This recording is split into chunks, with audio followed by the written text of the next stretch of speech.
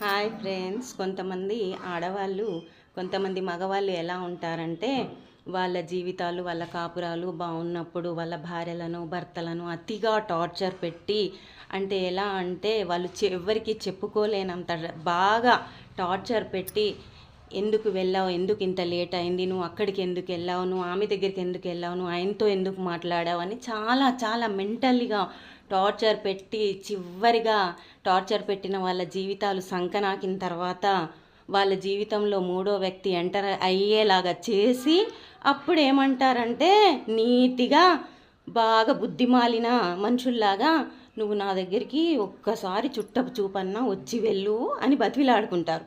అలా చేయడానికి కారణం ఎవరు? నువ్వు. నువ్వు అలా చెయ్యకుండా, ప్రవర్తించకుండా బాగా ఉంటే ఎవరైనా బాగుంటారు. కానీ పట్టుకొని భార్య పైన నిందలు వేయడం, భర్త పైన నిందలు వేయడం అవి సిగ్గులేని చేష్టలని నేనంటాను. ఏమంటారు ఫ్రెండ్స్? అందుకే ఎవరిని కూడా మెంటల్గా టార్చర్ పెట్టకూడదు. వాళ్ళని బాగా చూసుకుంటే వాళ్ళు మూడో పర్సన్ దగ్గరికి ఎప్పుడు వెళ్ళరు. వెళ్ళిన తర్వాత మన దగ్గరికి రారు.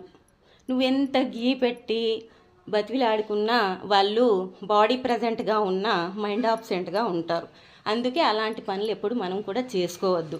ఎవరిని కొనుక్కున్నట్టు మాట్లాడకూడదు, భార్య కానీ భర్త కానీ.